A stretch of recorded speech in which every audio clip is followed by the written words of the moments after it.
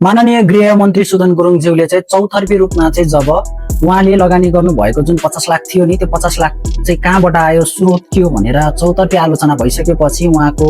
आम्दानीमा, उहाँको यति धेरै सम्पत्तिमा चाहिँ सबैजनाले चाहिँ प्रश्न उठाइसकेपछि उहाँले आज स्ट्याटस मार्फत सबैलाई स्पष्टीकरण दिनुभएको छ।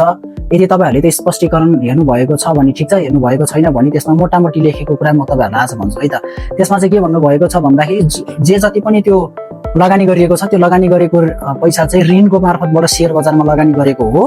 र अब मैले लगानी गरेको कम्पनीमा कुनै